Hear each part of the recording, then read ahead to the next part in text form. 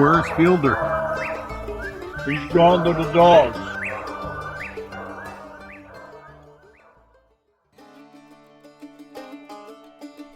I'm Steve Fielder. I'm a hound hunter from the hills and hollows of southern West Virginia. I retired in October 2011 from the American Kennel Club, where I served as assistant vice president and field director in the 7 years that I was there. I also served as senior vice president of both the United Kennel Club and the Professional Kennel Club in my 33-year career with the nation's largest purebred dog registries. I've also written a book about my experiences in a 33-year career with dogs titled Gone to the Dogs, A Coon Hunter's Journey. I now host a weekly podcast titled Gone to the Dogs Podcast with Steve Fielder, and here we are. Folks, as we enter into a new year here, 2026, this is the second podcast of the new year, and I'm going to try to take us a little bit different direction this year as we continue our weekly episodes. I want to try to relate to you the experience that I've gained over 72 years with purebred coon hounds, bear hounds, and so forth. That's a lot of years. I will be 80 years old this year. So in case you're doing the math and wondering, where am I coming up with all those years? There's been a lot of them. And there's been a lot of experiences. There's been a lot of fun, for sure. And a lot of fond memories of the hunts with my father and with others down through the years that made an impression on me and also helped me on my journey. First and foremost, I'm a hound hunter.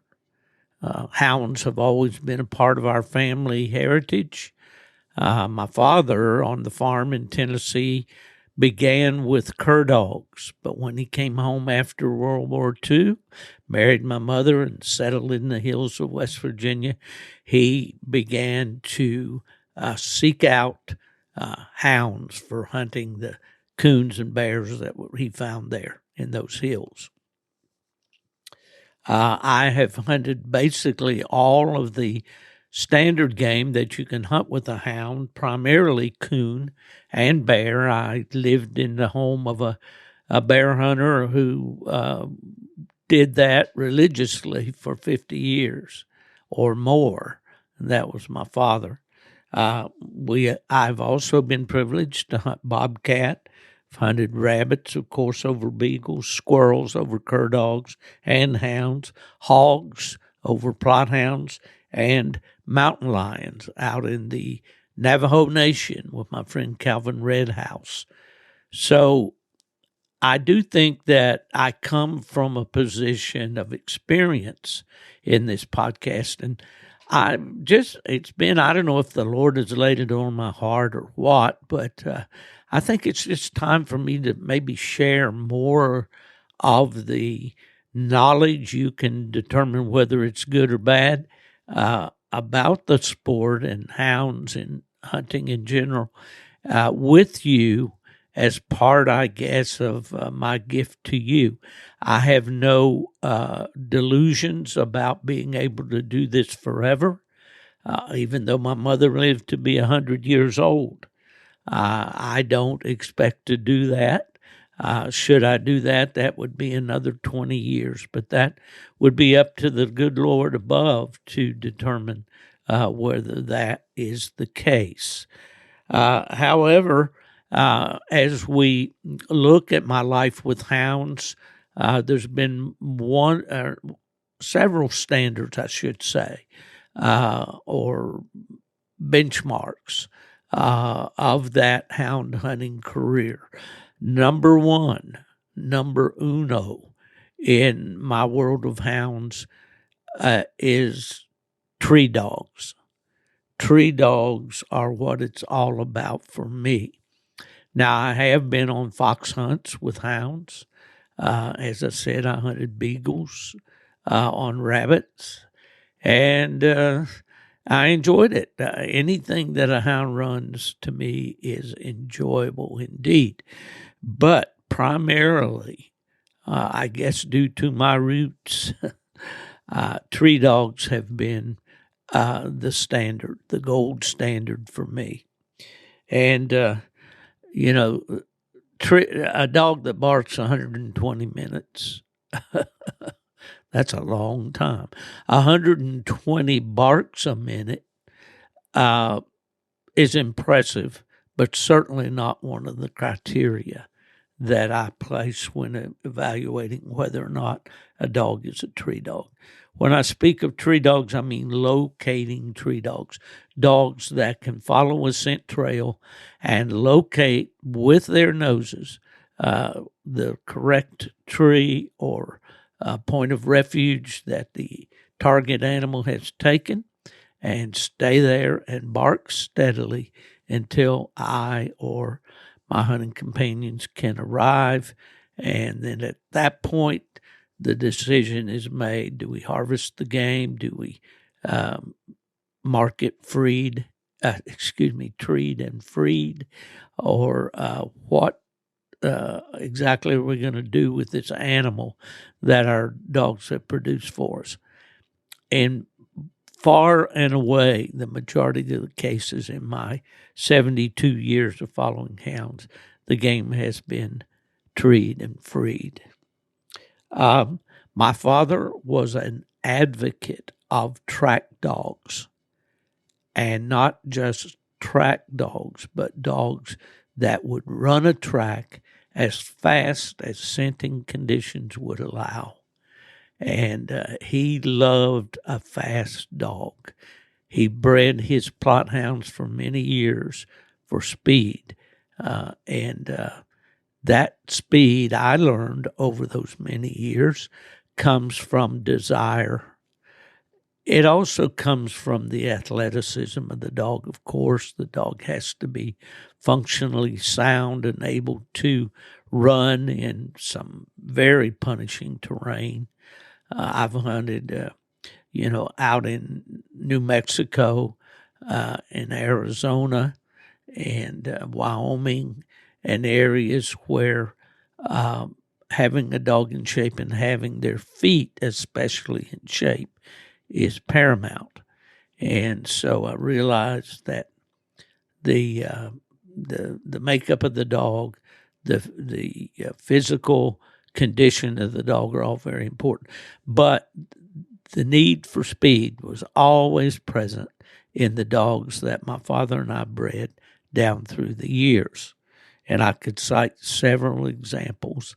And in present day efforts with my partners, Mark Miller, Cody Fox in North Carolina, we are continuing to breed dogs that are fleet of foot, dogs that are fast.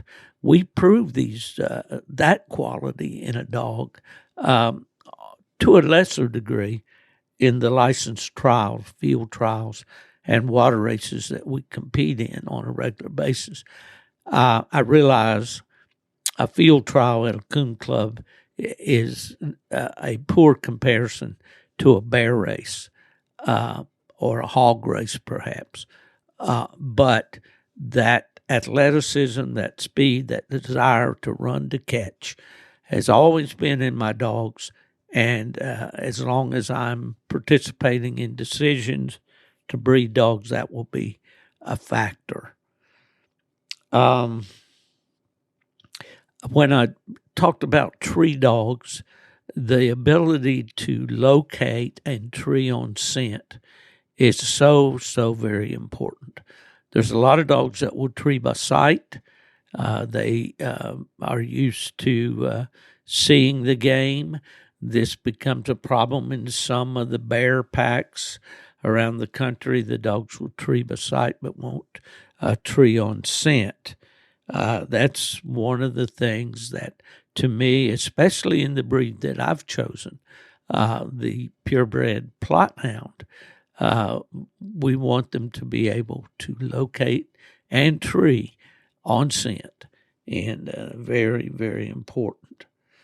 Also, when you talk about hounds, there's probably no hound pound for, excuse me, no dog pound per pound that has more guts and grit than a properly bred hound on game.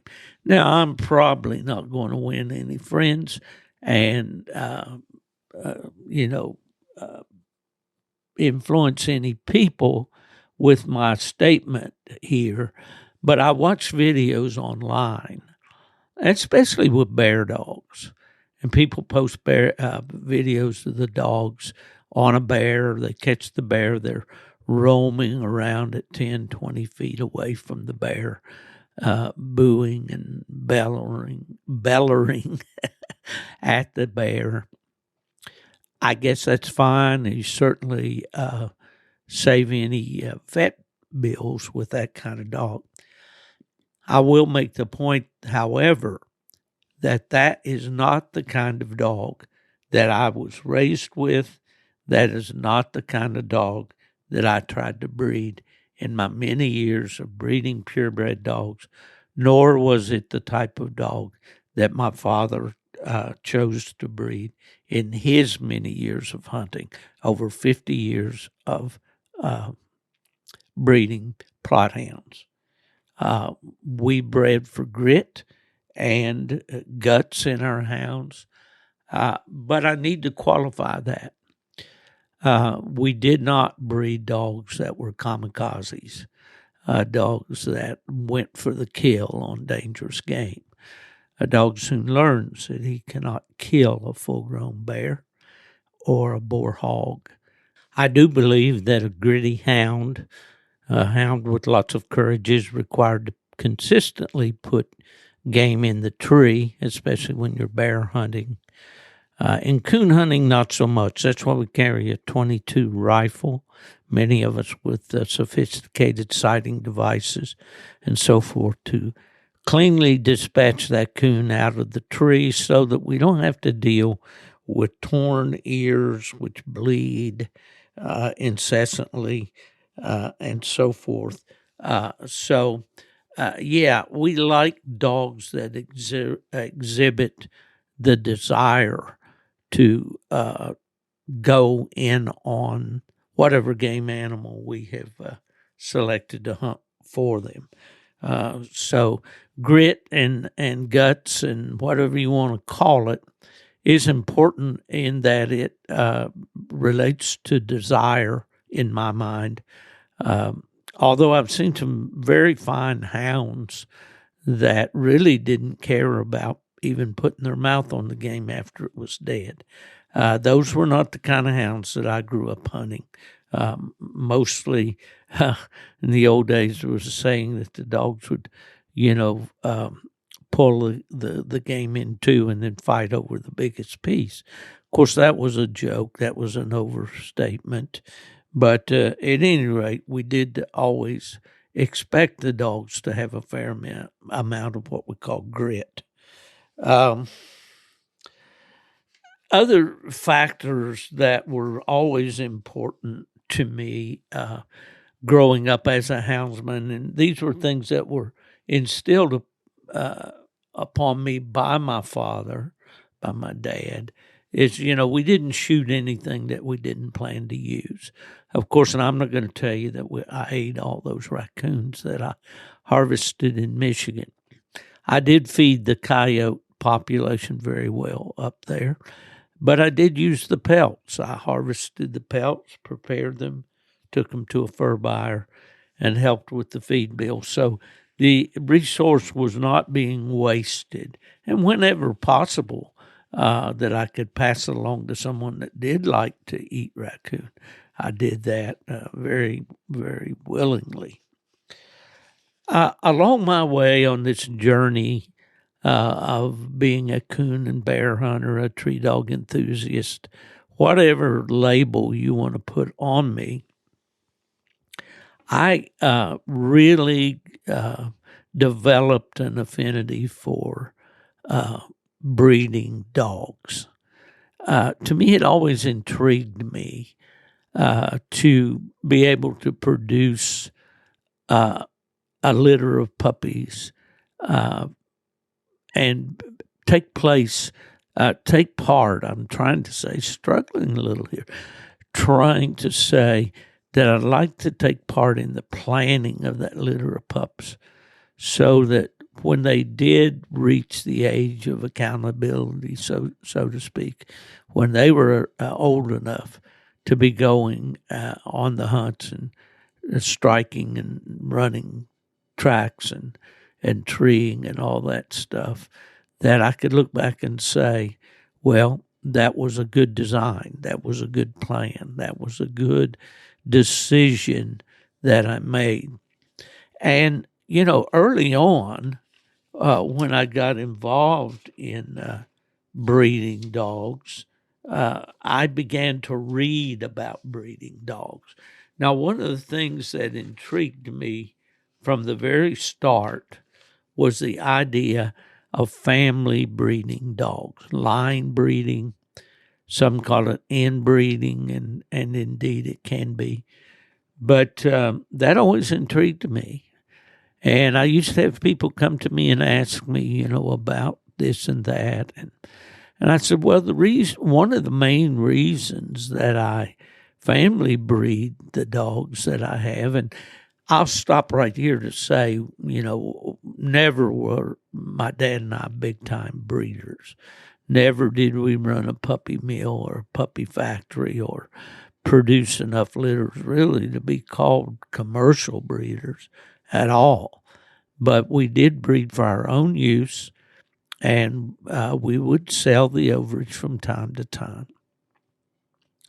But I used to tell people, to me, the main benefit of family breeding dogs is in the predictability of the offspring. I could basically tell you what my puppies were going to look like, how they were going to be colored, what their temperaments would be, what their athletic abilities would be, what their noses would be, their treeing style.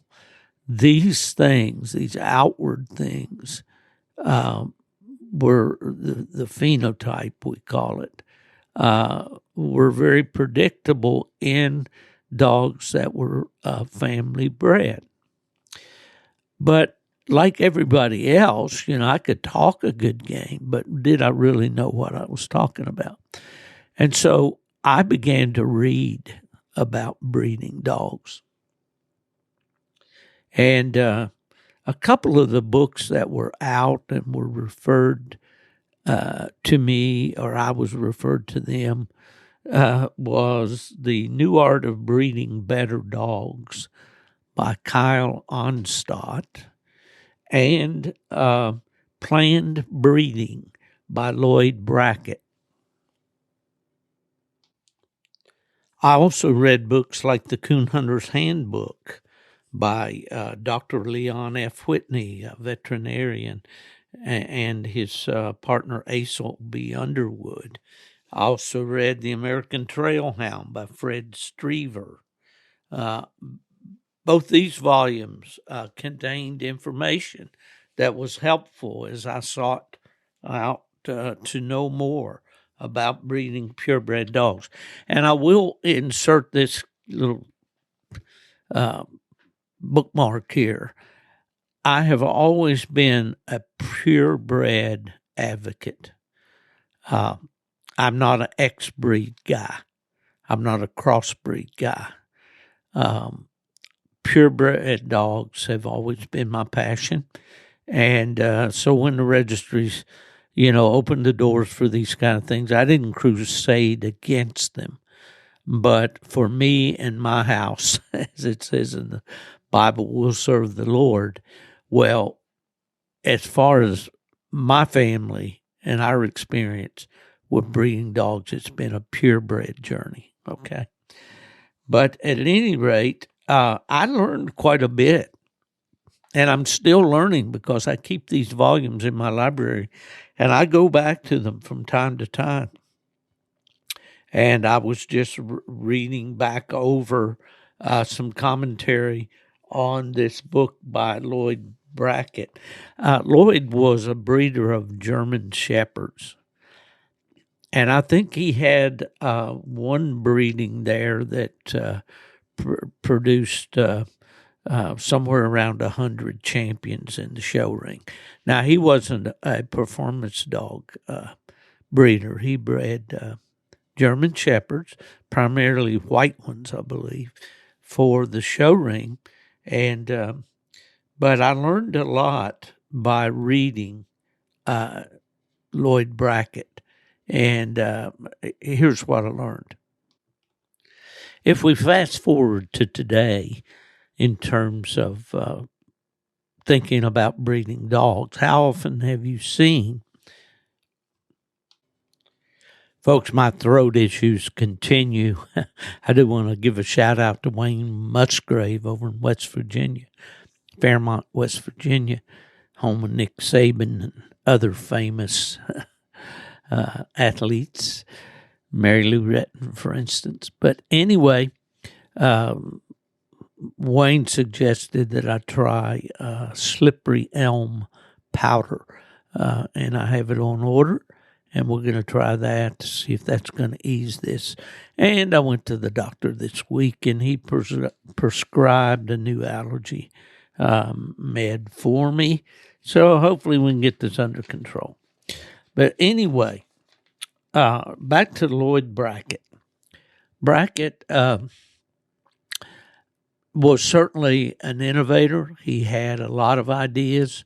They primarily centered upon family breeding the dogs. They weren't new ideas particularly, but he did some pretty detailed studies of pedigrees and the results that came out of those pedigrees.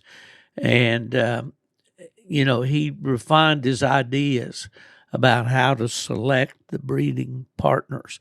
And that's what I was going to get to before this little throat spasm hit me.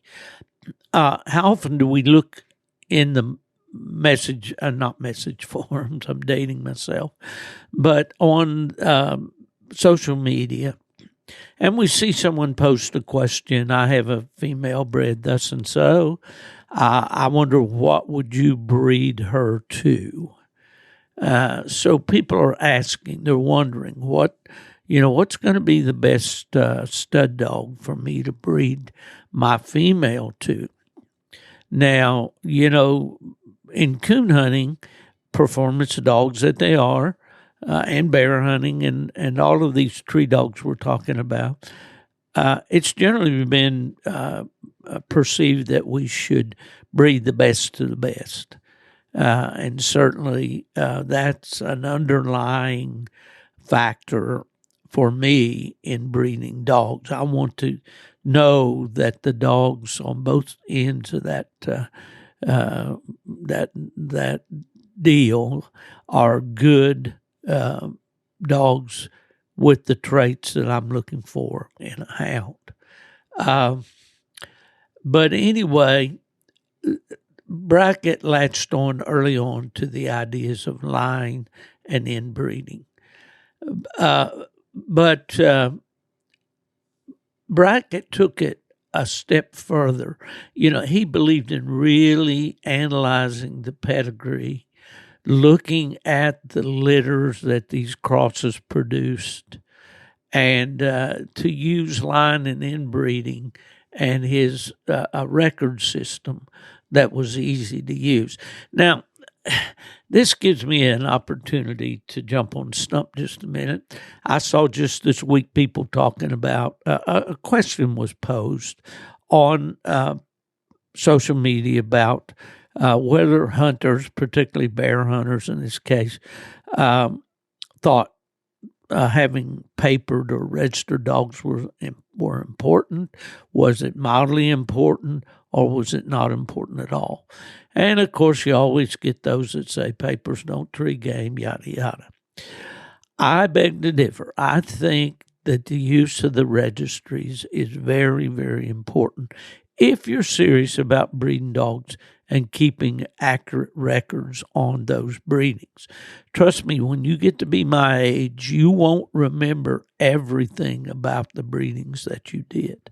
But if you have a registration document in front of you, you can look there and see exactly when Old Handy was bred to Old Reddy and what those pups produced, thanks especially to the UKC and PKC, to see what the result was of those pups. In UKC, it would be in the terms of titles. In PKC, it would be in terms of dollars earned. So I believe very strongly in using that professional record keeping system that the registries have developed rather than depending on my own hen scratchings and so forth. But anyway, that's just me. Brackett, he believed in analyzing that pedigree and every pup in that litter. And, reading here from an article online, it states that Brackett believed that it made no sense to go forward with breeding before the needed information about the Siren Dam had been collected. Now, I think that's a very important thing to remember. He placed great emphasis on health, temperament, and breed characteristics. His planned breedings were based on the results that occurred in his pups. In other words, he learned from his mistakes. Man, that's good. That's a nugget that you can take with you from this podcast, is that you know, what did the cross produce? Now, I have often said that, breeding dogs is not an exact science. You can't always depend on subsequent litters to produce the same as the first litter. Each puppy, first, second, third, or fifth litter, is its own individual. It's got its own set of its own genetic makeup, its temperament, all these things, whatever his parents gave him. But he's an individual. We're all alike, but we're probably unalike in more ways than we are alike, if that makes any sense. Anyway, here was the latch key, or the trademark that Brackett went by. You use quality dogs that are related to each other. Now, I know there's listeners out there going to say, man, I don't want anything that's tightly bred. I'd rather depend on the hybrid vigor. I'd rather depend on outcrossing. And I've often quoted my friend Lance Hutton, who says, you line breed to establish your line of dogs, you outcross to get your outstanding individuals. But if you can make that outcross to a family of dogs, then it's the icing on the cake. But anyway, Brackett came up with this formula that he called his 2-3 cross, or rule of 5. And what Lloyd Brackett would like is to have the sire. Okay, let's just use, just for convenience, I'm going to use the Fever dog that we have. Okay, Fever was sired by Lazarus. Okay, so Lazarus is going to be in the second generation of Fever's pedigree. Lazarus is going to appear as Fever's sire. Ideally, if I were to breed with the aim of line breeding, then I would need to find a daughter of Lazarus to breed to Fever. Let's see, this would have been back in the 90s. I had a plot female that I called Bearpin Blackie. She and my dad, she was owned by my dad and I'm trying to say. Okay, Blackie was out of our line of bearpin dogs. Her sire was Rip. Her grandsire was Bearpin Sam. And I've told the story before how my dad and Everett Weems got together and started doing some breeding because Sam came from essentially the same line of dogs or same breeding that Everett's first plot hound came from. So anyway, Blackie was sired by Rip, but her dam was Bearpin Fancy. Probably one of the greatest bear dogs that we ever owned. I'm sure she was, and she's in the MPHA Hall of Fame. Fancy was sired by Weems Butch, Everett Weems stud dog, and his female named Jill. Now, there was some line breeding there because Jill's sire, Rowdy, was a brother to Butch's dam, Susie. But at any rate, I decided to breed Blackie to her uncle, Puny. Weems Plot Puny, owned by Everett Weems. So I had Puny sire was Butch. So Butch was in the third generation, and Butch was also in the fourth generation.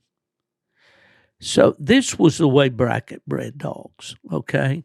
And he wanted, for instance, he wanted the sire in the second generation on one side and that same sire on the third generation on the other side, if you follow me. He called it the rule of five. I guess the second generation and the third generation, 2 and 3 equals 5. He used this very, very successfully to the point, I think I misspoke a little bit earlier, but he had like 90 champions at one time. And over a 12-year period. So his system worked. And so I kind of latched on to that. And then when I made this cross of Blackie to Puny, it convinced me because that litter was perhaps one of the best litters that we ever raised in all the years that we had plot hounds. And from that litter came a particular dog called Hill's Plot Solomon that we sold to Charlie Hill in Texas as a puppy. And later on, I bred to Solomon, and I took a granddaughter of the same Blackie female that I talked to you about, and bred to Solomon, and while I was there, also purchased the pup out of Solomon. Those two dogs became Roper and Wrangler, two of my best dogs in the latter years that I was actively campaigning and breeding dogs. Wrangler won the opposite sex at Plot Days in 1997. Roper, he qualified for the UKC World Hunt. I hunted him a lot in PKC. I got a lot of compliments on Roper on his ability. These dogs were fast. These dogs, were those locating tree dogs that we talked about, accurate tree dogs. But the greatest value for both of those dogs was in their ability to produce good offspring. And there were a lot of good dogs produced by both of them. One of the personal best bear dogs I ever saw was a dog called Barth Solid Rock, owned by Chad Barth in Wisconsin, that was out of Wrangler. Another dog that Chad had that well-known bear hunter Barry Tarleton of Greenville, Tennessee, bred to was a dog called Trigger, and Trigger was sired by Roper. And Roper, Trigger was out of a half-brother, half-sister cross in that same bloodline. So, I really hung my hat on this idea of line breeding. I know for years it's been the custom, especially in coonhounds, to breed to the latest and greatest. But I mentioned my friend Randy Smith many times on this podcast. Randy has maintained a line of females that go back several generations. And then Randy goes out and finds the best stud dogs that he can find to breed to, and he's had excellent results. We won't go into his resume and take the rest of the program. So anyway, breeding became a very important part of my walk, let's say, or my journey in coonhounds or tree dogs. And it became a hobby with me. I used to study those pedigrees. And for those who say papers don't tree game or whatever, certainly they don't in the truest sense of the word, but they certainly do in terms of planning litters and breedings that will indeed produce game for you. So if you're an anti-paper guy, you may want to rethink, and a lot of the big game hunters are that way. But as I said in an answer to that question about am I a papers guy, or do I sit on the fence, or am I totally unconcerned about papers? I recall when I was at the AKC and we opened the stud files there to particularly the plot hound, I was inundated by calls and letters and emails and all from people in that breed that over the years had let their UKC papers expire. And they, wanted to establish a permanent record on their dogs and on their efforts, their successes. There's something about it being able to look at it on a paper that's certified, that you have faith in, and say, old Handy bred already produced, some mighty fine hounds, and I'm proud of that. So that was, early on with me. I got into the breeding of the dogs and loved to hunt, of course, and then that in a roundabout way led to my involvement in competition hunting and ultimately my career with the registries. Taking those hounds that my dad had bred primarily for bear hunting, but we also coon hunted the same dogs. And we didn't have many coons, but we did love to go out and tree game with those plot hounds.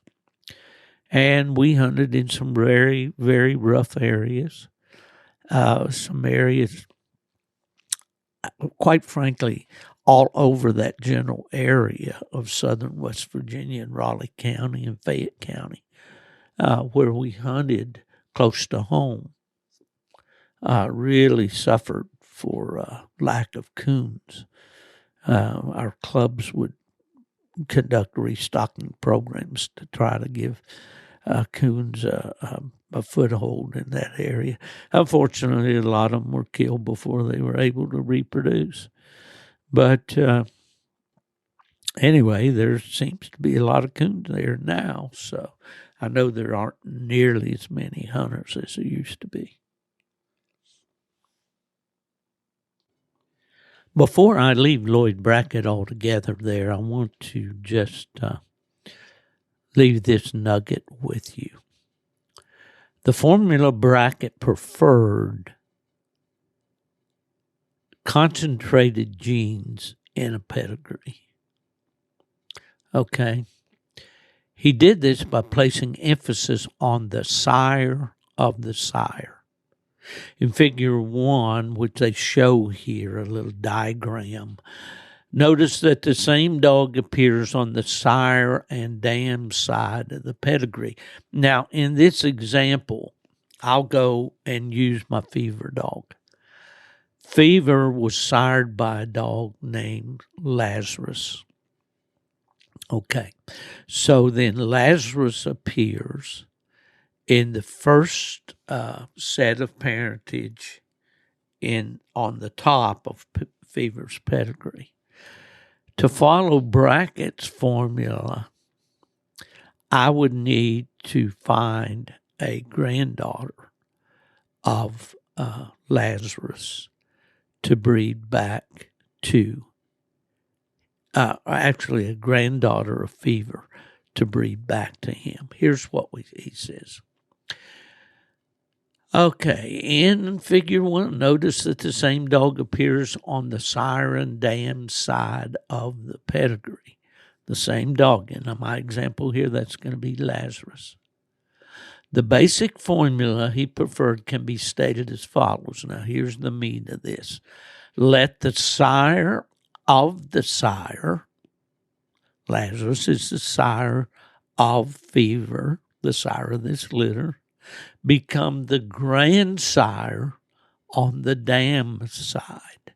Said another way, let the father's father become the mother's grandfather.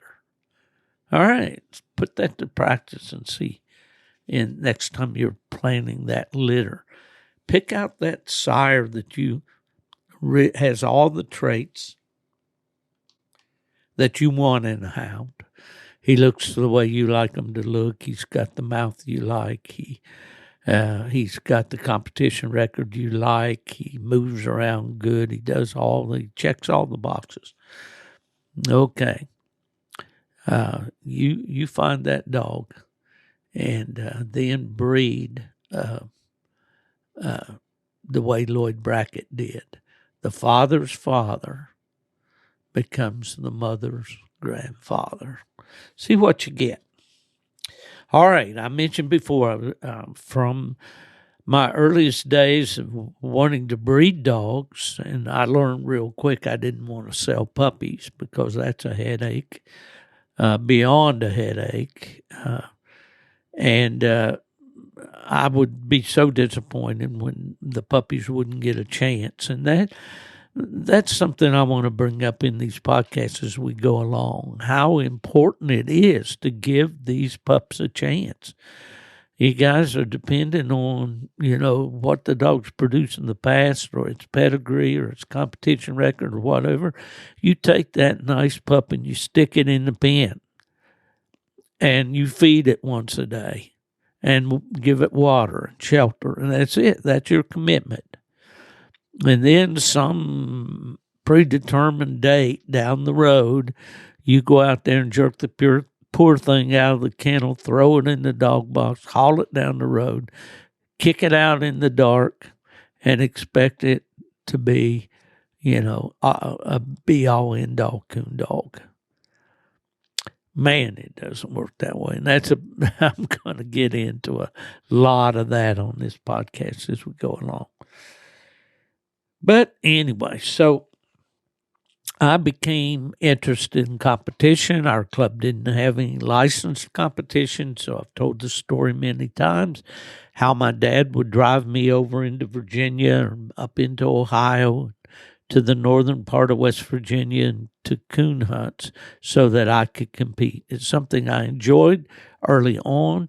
I became a student of the rules early on. I learned the rules. Let me repeat. I learned the rules. If you're going to be a competition hunter, you need to know the rules. My good friend Jerry Mall would often say, read the rule book and the good book. In other words, know the rules of the game and also know the golden rule to treat other people the way you would want to be treated. Man, wouldn't all our problems just go away if that were the case? Oh my gosh. Well, most people know my story, and I'll just give you the Cliff Notes version here. Got involved in the hunts, went to several hunts, ended up after college um, getting drafted, and I subsequently joined the Air Force.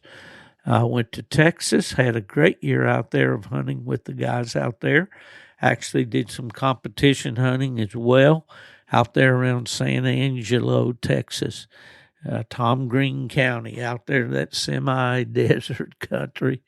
It was an entirely new ball game for me, but I loved it, man. Just had a ball. Then I went to Japan for 3 long years. I had a good time in Japan, had great duty. I got to see some beautiful country, learned a lot about that part of the world. But came home from Japan in July of 1973. And in the first week in August, which was traditionally plot days, I went to Flora, Illinois, and while there, I met the new owner of United Kennel Club, Fred T. Miller. Fred and I, I introduced myself to him. We had a brief conversation. Later on, the Plot Association would name me or vote me. I don't remember how I got the job, but I became a breed representative. And that was the job that required me to go to rules committee each year that UKC held to establish the running rules, the hunting rules for the following year. I went as breed representative 2 years in a row. And through that relationship with Fred, he offered me a position as a field representative. In 1978, I became a field rep, and that was the first year of the UKC World Coonhound Championship. In that year, the hunt was held in Beaver Dam, Ohio, and my work in sales required me to travel around the country, and I was not able to actually go to the World Hunt that year, but I did work several RQEs leading up to the World Hunt. Well, a year or two rocked on, and Fred offered me the job of what then was called Field Operations Manager. I think it's hunting ops now. It was called Field Operations at that time. Essentially the job that Alan Gingrich has at UKC now. And after some discussions back and forth, mainly with my wife, who was reluctant to move to the frigid north, things changed, circumstances changed, and the opportunity was still available. And in 1983, I went to UKC as a full-time employee as the field operations manager. And I stayed there until June of 1998 when I went to PKC. I stayed with PKC for about 7 years. In 2004, went to the AKC, stayed another 7 years there, and retired in 2011. Okay, my years of working with the registries gave me the opportunity to really dig down into the rules of each one of those groups. In fact, when I went to AKC, we actually sat down and rewrote the whole rule structure there for AKC. So I've been a rules guy all along, and if you listened to last week's podcast, you heard me rant a little bit about the climate of the night hunts nowadays and how honor plays such an important role. So in my journey, going from basically, growing up in the home of a hunter, coon and bear hunter, being a purebred aficionado, I guess you would say, and studying the breeding of dogs and all of that. I then became a rules. What can I say without using that terrible word expert? I'm still not an expert on anything. But anyway, I became a rules authority, I guess, because I wrote the a Coon Talk column there in Coonhound Bloodhounds magazine, turned that into the Coonhound Advisor. They later, after I left, they published a book that was supposed to be a little handbook for, master hounds to use in making their rule interpretations. I chaired the rules committee for, I believe it was 16 years, and was intimately familiar with the UKC rules. I'm going to go out on a limb and say that I don't believe there was anybody, it wouldn't be possible for anybody to be more exposed to the rules and the intent of the rules, what the rule actually meant, than was I, because not only was it a passion for me, it was also my job. So that was a phase of my life, and we'll, fall back on that in these podcasts in the months to come, just like we'll talk about pleasure hunting, about breeding dogs, and we'll certainly be talking about competition and the importance of the registries in this coonhound game. When I went to then another hat that I had to learn to wear was that of a columnist for the house publication Coonhound Bloodlines. I wrote the Coon Talk columns, the Coonhound Advisor columns, and wrote several articles relative to the development of the different breeds as we developed our special breed issues of Coonhound Bloodlines. And also, kind of as a fun thing and on the side, and something that I enjoyed very much, is I wrote the product reviews. And I tried to give non-biased reviews on products that were being offered to coon hunters. And I think that became a very popular addition to Coonhound Bloodlines in the years that I was there. So that's something else that we can talk about as the months and years go forward, is the, products and product reviews. And, when a guy's buying a full-page ad at about $300 a pop, it's hard to really say, buddy, your product is not really what you say it is. So we tried not to do that. We tried not to publish reviews on products that we know were not what they should be. Even to the point that sometimes the registry would make a decision not to accept the advertisement at all. But that was above my pay grade. I didn't make that decision. And but anyway, so working with the columns, it challenged me each month to have something to say to the fancy. And in all my writings, if you read my book or if you read anything that I've written over the years, it's always going to have a bit of a hook in it. It's kind of like a country song. There's a nugget in there. There's something that I want you to learn or take away from that article. So that became my style, and I enjoyed writing very much. And there's actually thousands of articles in print over those years, dating back to 1983. Actually, a little earlier than that, because I did write an article or two for Full Cry magazine when I was in Japan.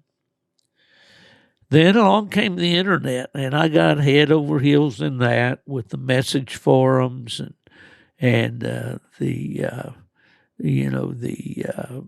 play-by-plays and all that entailed. And we basically became a online presence. And with the recent announcements that Coonhound Bloodlines is no longer being published, the fact that American Cooner is no longer being published, the fact that Full Cry has gone through a couple owners here recently, and now, but is, as far as I know, is being published again. So, and then UKC has a new publication called American Field, which is not a new title at all. That magazine was published by the American Field Bird Dog Registry in Chicago for a number of years. But at any rate, here I am. Well, I forgot one thing. I dabbled in with the plotdogs.com website, and man, was that a lot of fun. I really enjoyed that. Put together a website with my friend Mike Phillips, who had worked with me in developing the UKC and PKC sites, and the AKC after I went there. But we did this plotdogs.com, and to me it was like a plot newsletter. Anytime I could hear of a plot dog winning an event somewhere, hunt show, whatever, I'd get a picture, I'd post it on the homepage, I'd put a little article about it. And early on we we had a message forum on there. We ran polls on there, which gave a lot of interesting information to me. What are the top 10 things you consider in making a top dog? Is it intelligence? Is it nose? Is it conformation? Down the line. And intelligence rose to the top in every one of those polls as being the number one thing that people look for. But at any rate, the plotdogs.com had devised a competition, a yearly competition where the guys would go out to the clubs, had to be a licensed event, AKC, UKC, or PKC. They had to score plus points winning their cast, and they had to have a form signed by the hunt director or master of hounds. It had to be submitted to me. Those results were posted online, and we ran a competition for the whole year, and we had bonus points if the hunt was more significant, like a regional qualifying event or breed days or something like that. 5 points for a regular hunt, 10 points for a bonus point hunt.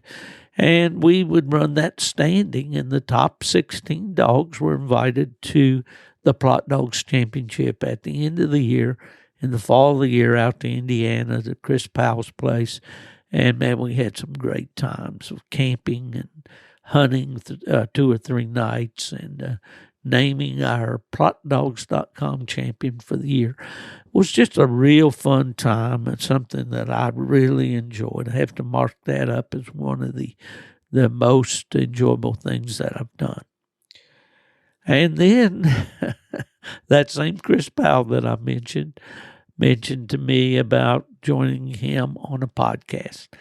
And, man, I had a remote idea what a podcast was at that time.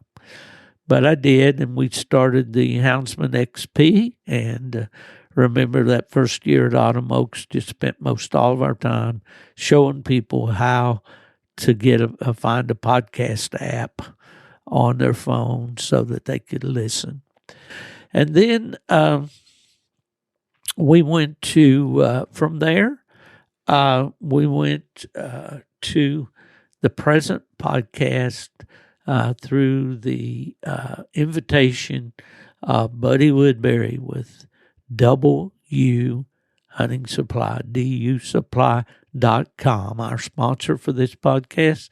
And we'll just take this moment here to tell you if you need anything for your hounds or for your hunts, just contact dusupply.com. It's all right there on the website, easy to use.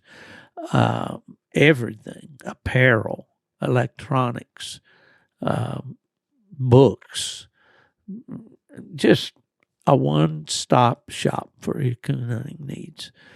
And so here we are, almost 80 years from my birth, 72 years from being first involved with a purebred plot hound, and we're still kicking. And if the old voice will hold out, we'll be doing this for a long time to come. But I wanted to kind of give you an overview of who I am, what I'm doing, what my goals for the future really are to be able to help you on your journey as a houndsman. Whether it be in any of these particular areas. I know back when we were doing the Nightlife Nation, one of the most important, or seemed like the most popular aspects was when we would answer readers' questions about training issues. Dog won't stay tree, dog, runs a backtrack, dog won't go hunting, dog this, dog that. Well, I enjoy answering those kind of questions.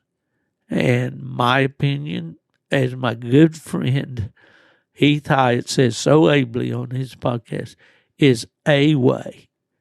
It's not the way. That's good stuff, Heath. You coined a good one there. So I've got a way for you to try, and I'll be happy to share that with you. And I will take this opportunity to congratulate Heath. He's changed the name of his podcast to Creekside Chronicles. He is also on the dusupply.com network. And please get over there and give him a listen. He's a master dog trainer, longtime houndsman, longtime friend of mine. He will not steer you wrong. Let's just put it that way. Okay, well, with that said, I'm going to wind this up for this week. I've got a couple guys on the hook that are supposed to be joining me here, and I'm going to try my best to get them recorded in the week between now and the next time we meet. But recording this on the 15th of January, the new year, we're already halfway into it. And, I don't know if this will be in time, but don't forget the new hunt at Salisbury, the Carolina Classic, Salisbury, North Carolina, happens this month. I think it will be the weekend following when you hear this podcast. I hope I haven't been a week late on that. But at any rate, I'm looking forward to great things from that event. All right, going to wrap it up for the old coon hunter with a raspy voice.